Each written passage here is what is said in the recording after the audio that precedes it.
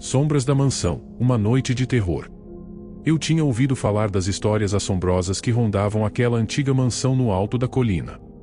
Diziam que ela estava abandonada há décadas, mas que ainda guardava segredos sombrios entre suas paredes de pedra. A curiosidade me consumia, e eu sabia que precisava explorar aquele lugar, mesmo sabendo dos perigos que me aguardavam. Reuni um grupo de amigos corajosos e propus a ideia de uma aventura noturna até a mansão. Todos concordaram, embora eu pudesse ver o brilho de apreensão em seus olhos. Naquela noite, com lanternas em mãos e corações cheios de adrenalina, nos dirigimos rumo ao desconhecido. O vento uivava entre as árvores enquanto subíamos a trilha íngreme em direção à mansão sinistra. O ar estava pesado, como se a própria natureza tentasse nos dissuadir daquela jornada. Ignoramos os sinais e continuamos avançando, ansiosos pela emoção do desconhecido. Ao chegarmos à entrada da mansão, uma sensação de opressão nos envolveu. As portas rangiam ao abrir, revelando um interior escuro e decadente. Nossas lanternas iluminavam os corredores empoeirados, revelando móveis cobertos por lençóis e teias de aranha. Exploramos cada canto da mansão, fascinados e aterrorizados pela atmosfera sombria que permeava o lugar. Sombras dançavam nas paredes, e sussurros pareciam ecoar dos cantos mais distantes. No entanto, nenhum de nós estava disposto a admitir o medo que crescia em nossos corações. Enquanto explorávamos os andares superiores, um dos nossos amigos desapareceu subitamente. Seus gritos ecoaram pelos corredores vazios, enchendo-nos de pavor. Desesperados, corremos em sua direção, apenas para encontrarmos uma sala vazia e silenciosa. O tempo parecia perder seu significado naquela mansão misteriosa. Horas se passaram enquanto procurávamos pelo nosso amigo perdido, mas sem sucesso. A sensação de que algo maligno nos observava crescia a cada momento, até que finalmente decidimos partir. Ao tentarmos sair da mansão, descobrimos que as portas estavam trancadas, nos deixando encurralados dentro daquele lugar macabro. O desespero nos consumia quando percebemos que estávamos presos em uma armadilha mortal, à mercê dos segredos sombrios da mansão. Enquanto lutávamos para encontrar uma saída, sombras se moviam ao nosso redor, sussurrando promessas de dor e sofrimento. Nossas mentes estavam em frangalhos, à beira da loucura, enquanto tentávamos desesperadamente encontrar uma maneira de escapar. Foi então que descobrimos uma passagem secreta nos porões da mansão, uma porta oculta que levava a um labirinto de túneis subterrâneos. Com o coração batendo descontroladamente, adentramos o desconhecido, rezando para encontrar uma saída antes que fosse tarde demais. No entanto, os túneis pareciam não ter fim, e o ar ficava cada vez mais denso à medida que avançávamos mais fundo na escuridão. O medo nos envolvia como uma névoa, obscurecendo nossos pensamentos e nos deixando à mercê das trevas que nos cercavam. Foi quando começamos a ouvir passos arrastados ecoando nos corredores vazios, sinalizando a presença de algo sinistro nos perseguindo nas sombras. Nosso grupo estava diminuindo, cada um de nós caindo vítima do terror que nos cercava implacavelmente. A morte estava à espreita em cada sombra, cada esquina escura, aguardando pacientemente para reivindicar nossas almas atormentadas.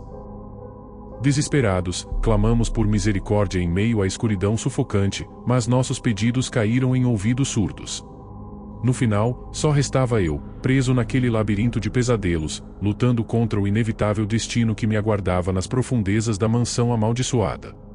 Meu coração estava repleto de arrependimento e terror enquanto enfrentava o desconhecido, sabendo que minha vida jamais seria a mesma depois daquela noite fatídica.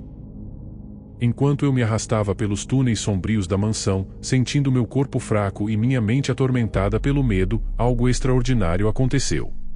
De repente, uma luz brilhou no fim do túnel, literalmente. Uma saída. Corri em direção à luz, minha esperança renovada, imaginando que finalmente estava livre do pesadelo que era a mansão. No entanto, quando emergi da escuridão dos túneis, deparei-me com uma cena que desafiava toda a lógica e explicação racional. Não estava mais no terreno da mansão, nem mesmo na colina onde ela se erguia. Em vez disso, estava em um campo aberto, banhado pela luz dourada do sol da manhã. Confuso e atordoado, olhei ao redor em busca de meus amigos, mas eles haviam desaparecido. O que havia acontecido com eles? Onde estavam agora? Essas perguntas ecoavam em minha mente enquanto eu tentava desesperadamente entender a reviravolta que havia ocorrido. Foi então que percebi que algo não estava certo. A mansão, com toda a sua aura sinistra e seus segredos sombrios, não estava mais ali. Em seu lugar, havia apenas uma colina vazia e serena, sem nenhum sinal de sua presença anterior. Com o coração pesado de perplexidade e incredulidade, voltei para casa, com a mente repleta de perguntas sem resposta e o espírito assombrado pelo mistério inexplicável daquela noite fatídica. Até hoje, nunca descobri o que realmente aconteceu naquela mansão assombrada. Mas uma coisa era certa: nunca mais me aventuraria em lugares desconhecidos sem considerar as consequências terríveis que poderiam me aguardar. O mistério da igreja abandonada. Uma aventura na floresta. Eu cresci numa área rural nos anos 70. E meu amigo de infância, Ethan, e eu passávamos a maior parte do tempo ao ar livre. Ethan morava numa fazenda que fazia fronteira com uma floresta bastante extensa. E meus pais costumavam me deixar lá de manhã, passando os fins de semana explorando a floresta, com breves pausas para a escola. Adorávamos imaginar que éramos guardas florestais, construindo abrigos, armando armadilhas e até tentando fazer fogo com gravetos. Quando chegamos ao ensino médio, tivemos a ideia de fazer algo semelhante ao filme Conta Comigo, que havia sido lançado recentemente. Decidimos percorrer os trilhos da ferrovia, mas ao invés de procurar um corpo, como no filme, nosso objetivo era encontrar lugares legais para pescar e acampar um pouco afastados dos trilhos. Claro que sabíamos que era perigoso, e que estávamos provavelmente infringindo algumas regras, mas éramos apenas crianças. Nos divertimos muito nessas aventuras, descobrindo belos riachos, encontrando pontes pouco visitadas, pescando e nos escondendo dos trens à noite. Acampávamos em bosques próximos aos trilhos, fazendo pequenas fogueiras escondidas.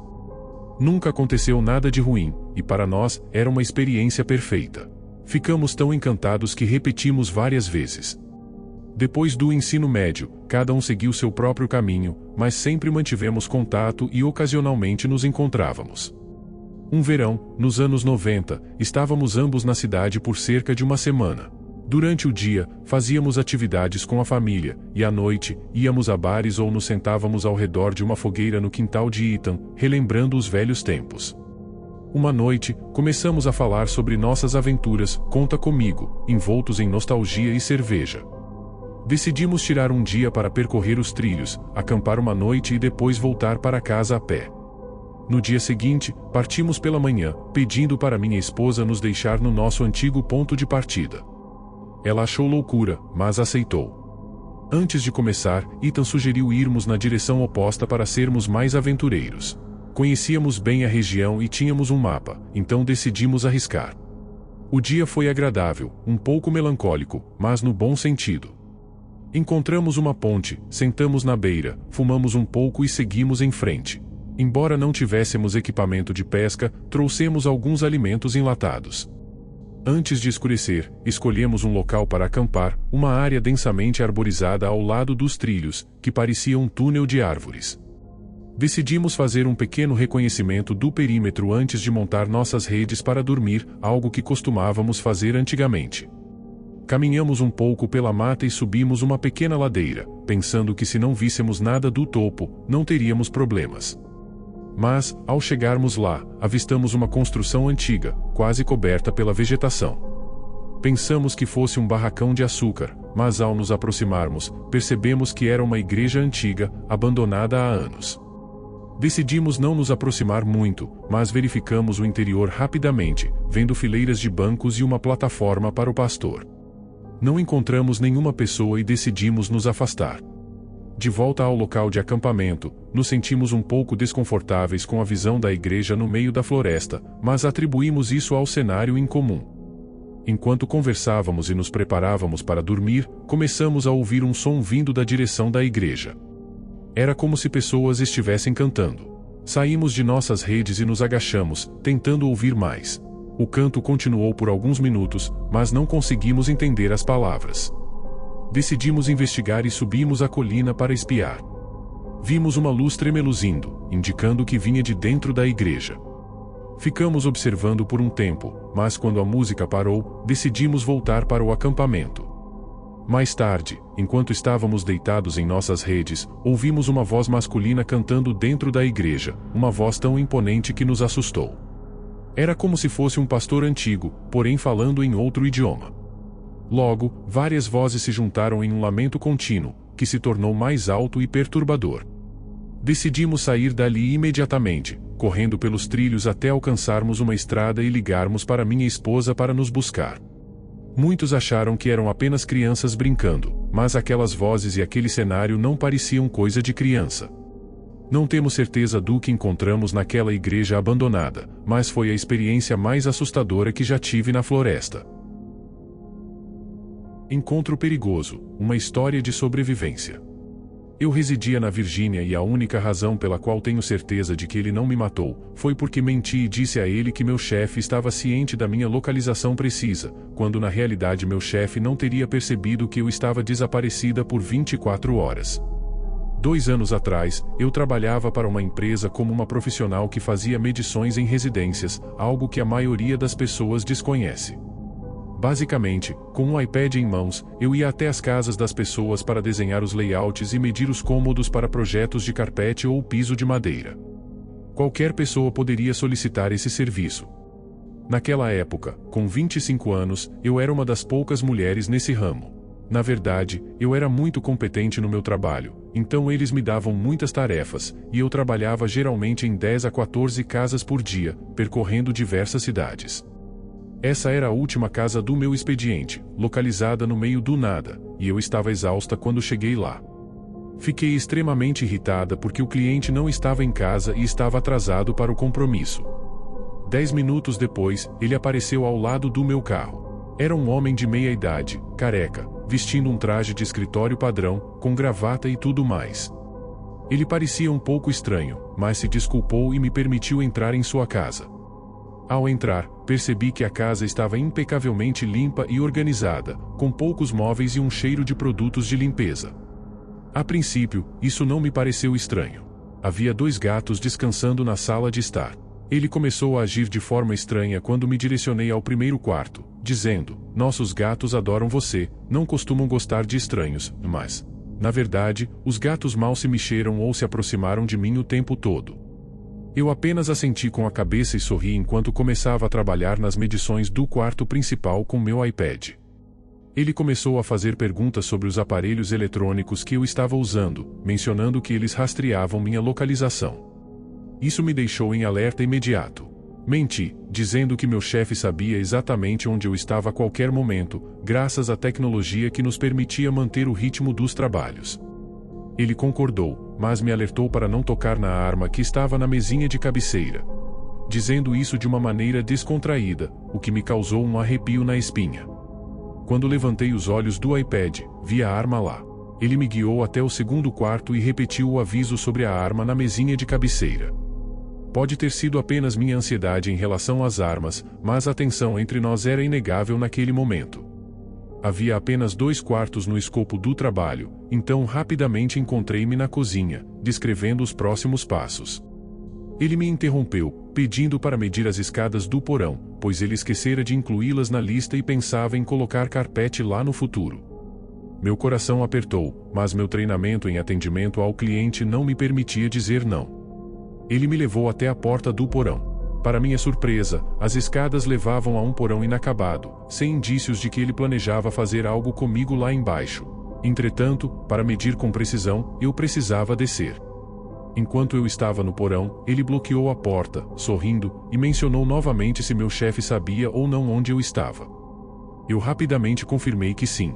Enquanto examinava o porão, percebi 7 refrigeradores nas paredes, um antigo aparelho de TV com fitas VHS espalhadas pelo chão, e uma poltrona reclinável antiga de frente para a TV. Fiquei assustada.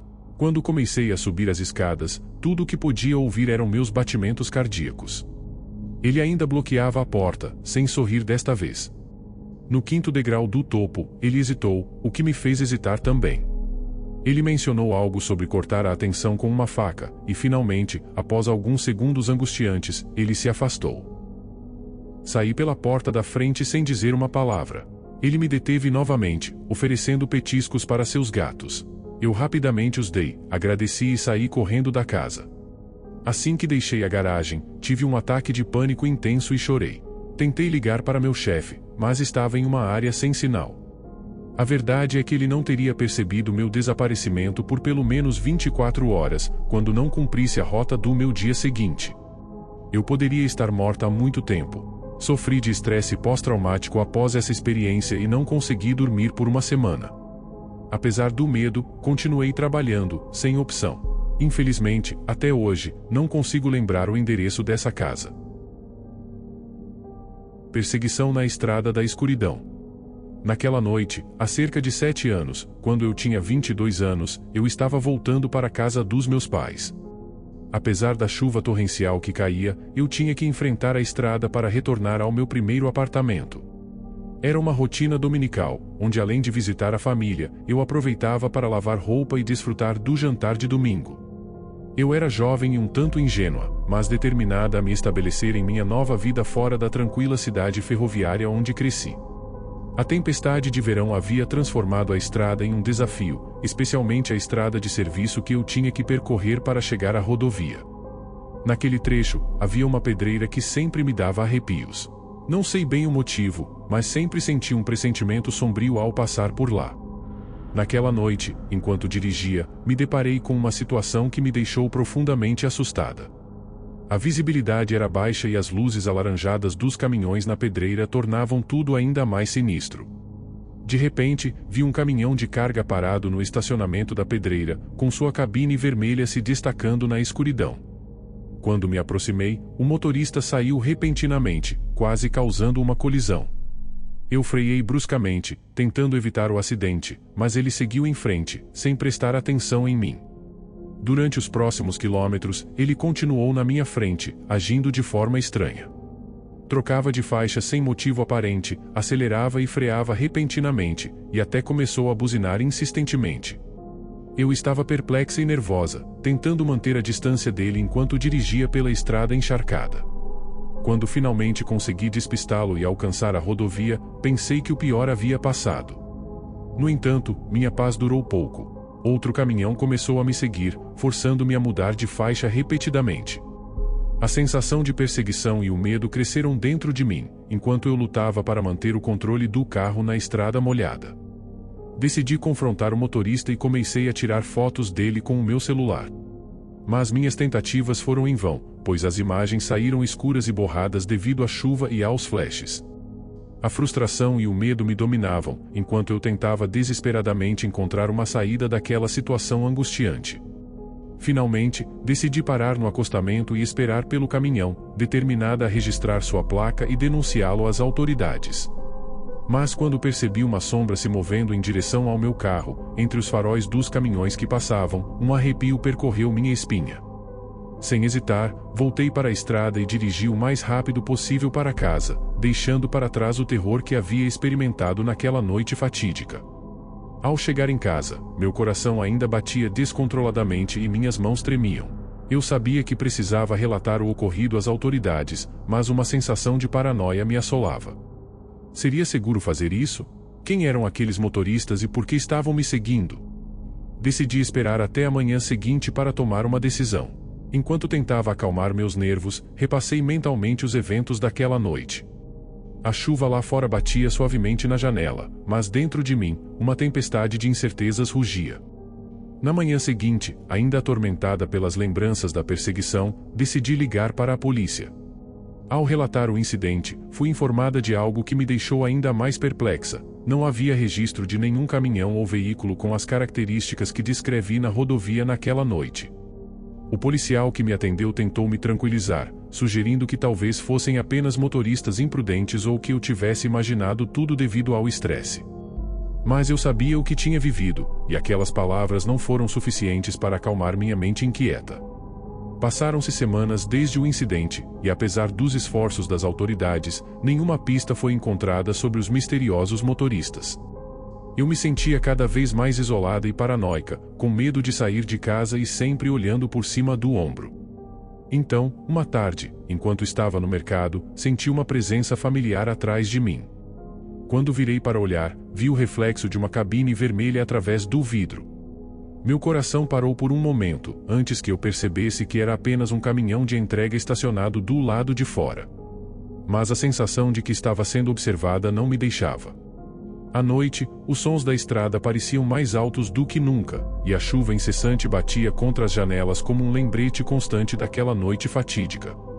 No fundo, eu sabia que algo estava errado, algo sinistro espreitava nas sombras daquela estrada solitária.